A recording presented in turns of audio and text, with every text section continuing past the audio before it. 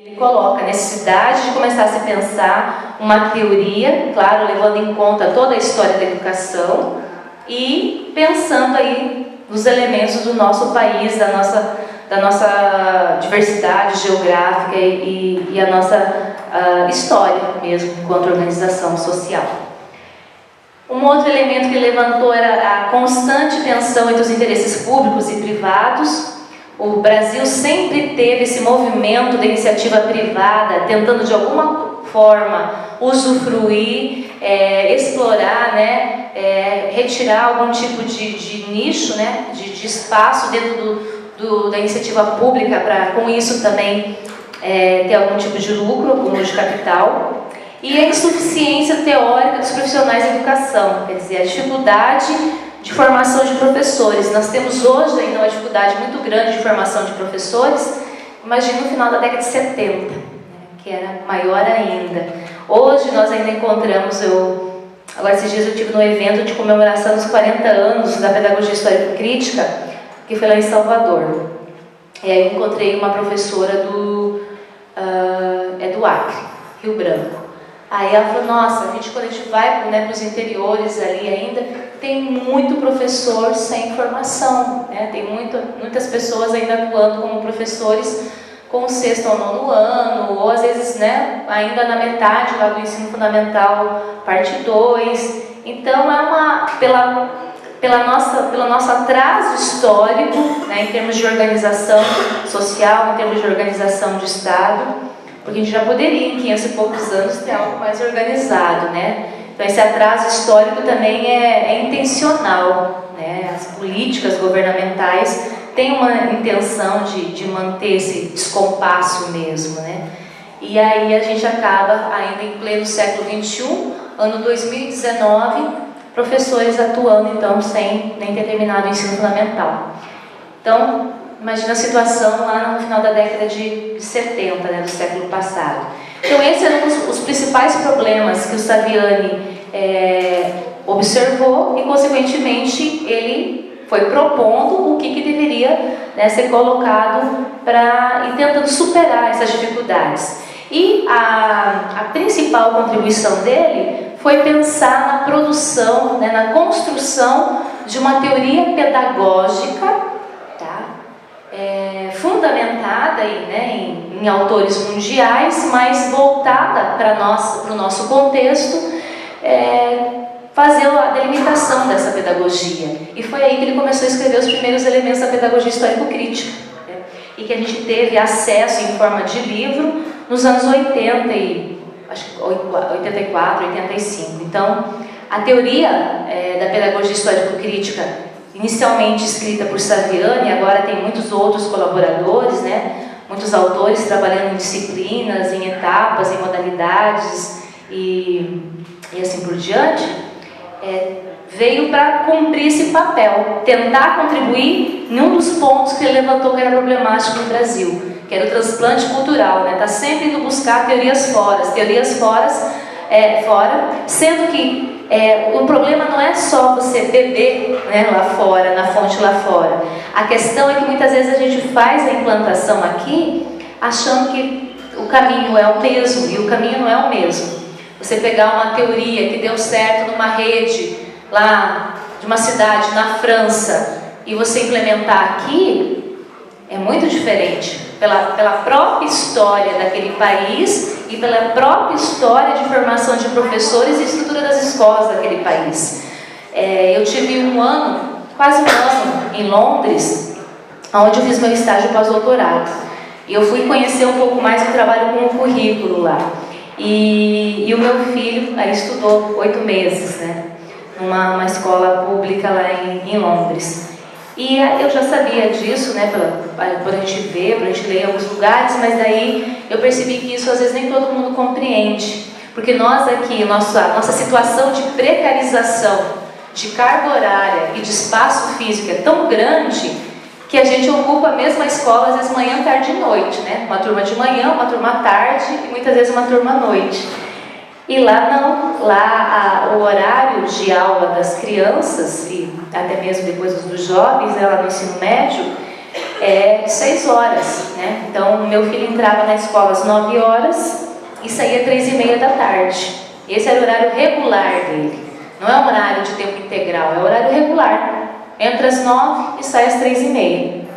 Aí, historicamente é isso, não sei quando que começou, mas sempre foi dessa forma. As famílias já estão organizadas para esse horário, atender, levar, pregar, enfim, tem toda a organização de que cada um vai buscando conforme a sua necessidade. Então, isso representa o quê? Isso representa que um professor não tem mais de um período por dia de trabalho. Ele trabalha, o período dele é das 9 às 3h30 da tarde, né? Ele não tem essa correria louca que muitas vezes a gente tem de sair de um local e ir para outro local, não conseguir nem almoçar direito, né? Nós temos os professores do ensino fundamental 2 e do ensino médio que, dependendo da disciplina, trabalham em 4, 5 escolas.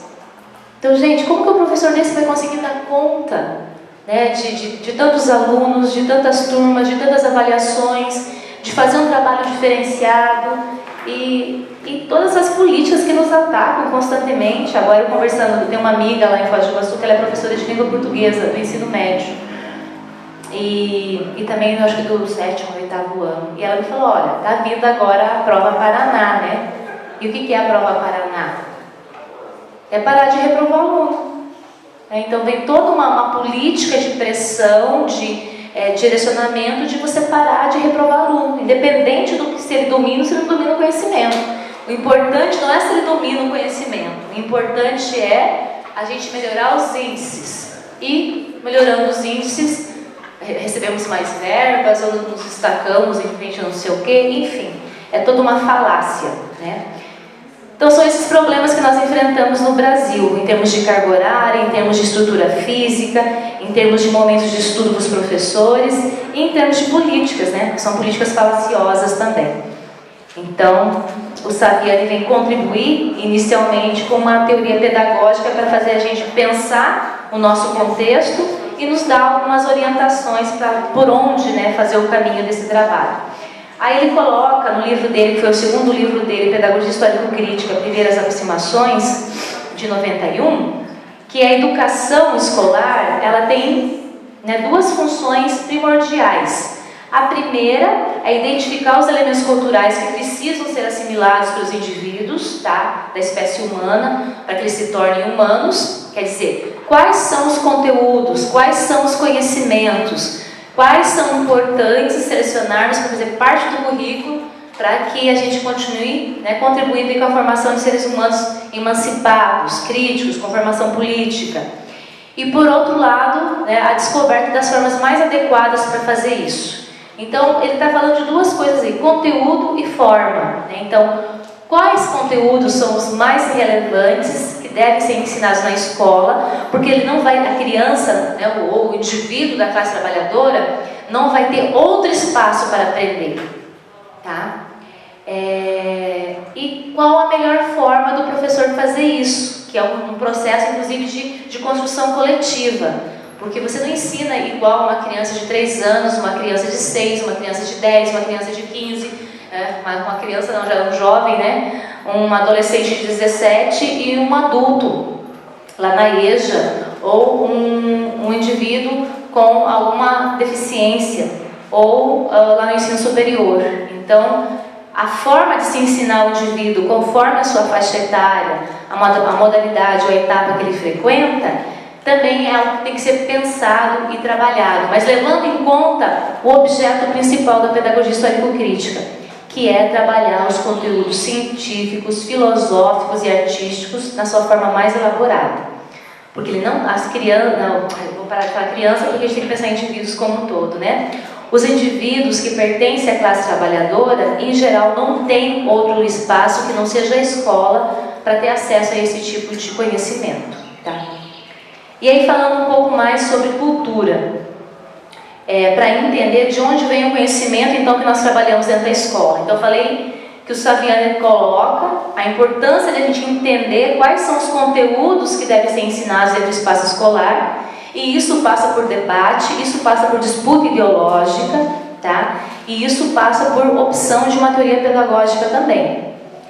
e quais as formas de se ensinar, né? A gente tem que estar buscando, sempre construindo quais são as melhores formas de se construir isso. Então, quais são os conteúdos? Pensar em conteúdo enquanto resultado de uma produção cultural do ser humano. Eu não falei isso de manhã, ó, vocês vão ouvir isso à tarde, é diferente. Eu sempre falo com os meus alunos que eu dou aula no curso de pedagogia agora e no mestrado em ensino. Às vezes a gente tem uma coisa cristalizada de falar assim que a teoria é uma coisa e prática é outra. Eu falei, falando igual gaúcho agora, né? Bah! Aí a gente não está entendendo direito qual que é a nossa profissão.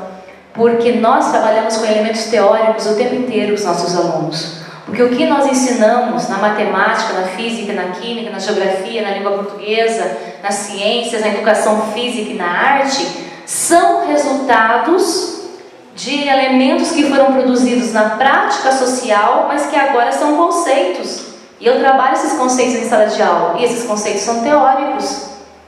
Existe algo mais abstrato do que você pensar o número 10.000?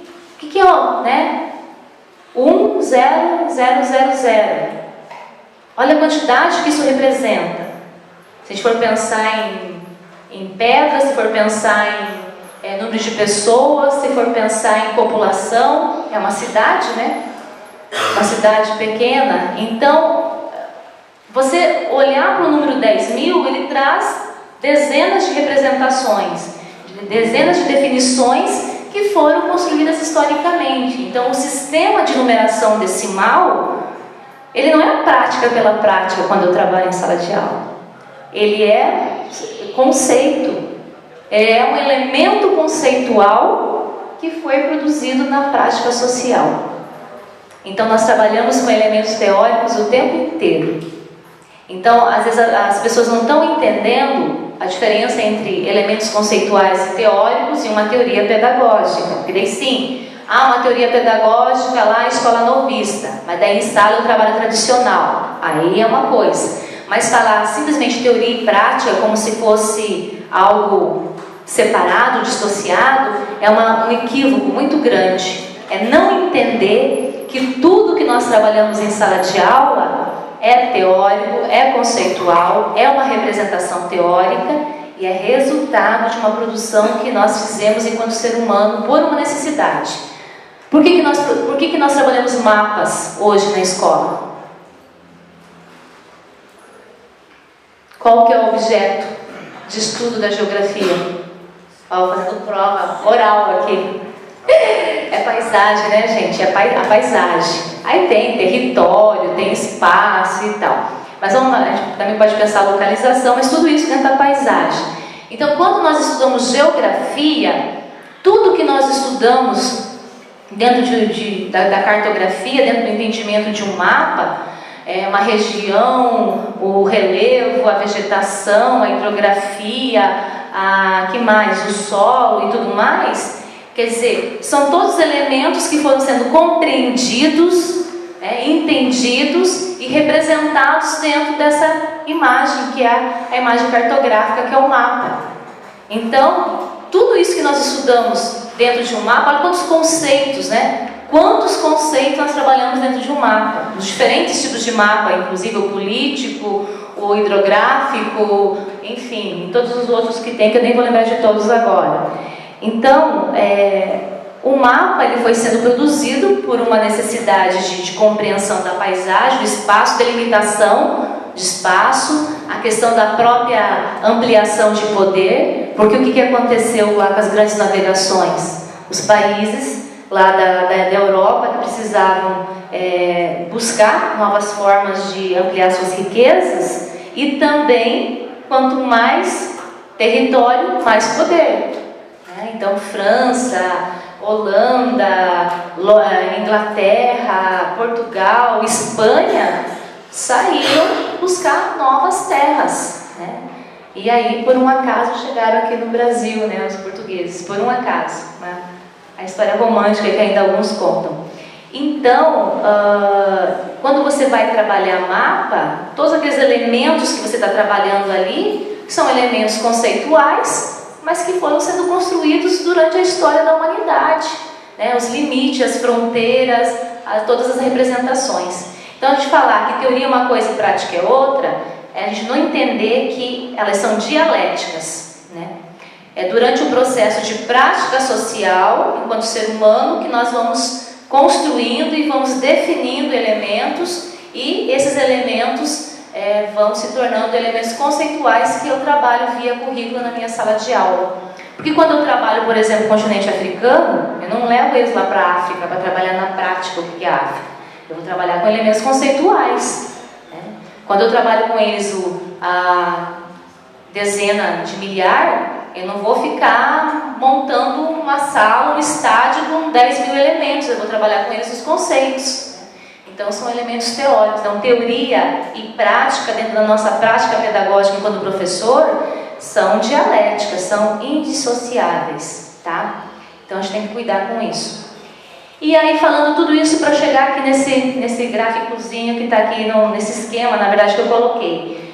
Para a gente entender, então, de onde vem o conteúdo que nós selecionamos e que está dentro do nosso currículo. E por que é importante a gente se orientar por uma teoria pedagógica voltada para os interesses da classe trabalhadora, para que a gente não caia também em contradições em relação à nossa profissão, em relação à nossa função, a função da escola pública e com a sociedade que a gente quer contribuir na construção, tá? Então, entendemos que o ser humano, através do trabalho, interfere na natureza, né? Desde os primórdios, nos primeiros momentos até no dia de hoje. A gente precisa de matérias-primas, né? Para a gente ir produzindo tudo que a gente produz, e tudo isso que a gente produz a partir da interferência do ser humano na natureza é cultural, tá? Então, quando a gente fala de cultura a partir da pedagogia histórico-crítica, nós estamos falando de tudo aquilo que não é natural. Então, cultural é o oposto de natural. E aí, seguindo a linha de raciocínio, então, cultura não pode ser confundida com sinônimo, ai, não estou falando em sinônimo mais. Com sinônimo, gente, tomar água. É que daí tem algumas coisas que eu estou repetindo da manhã, né? Eu estou enrolando a língua já.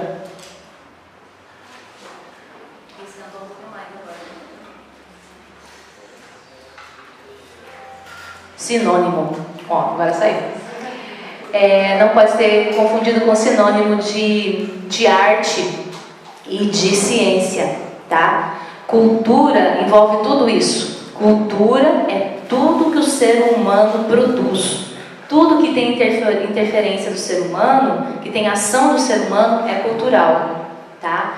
Então, eu tinha um amigo geógrafo que falava, né, que não tinha mais nada natural no planeta, nem lá no meio da floresta amazônica, porque ele falou a poluição do ar, a poluição da água, a poluição do solo acaba se movimentando e passando por tudo, né? Então, a gente acaba tendo uma influência do cultural em todos os espaços, basicamente, né?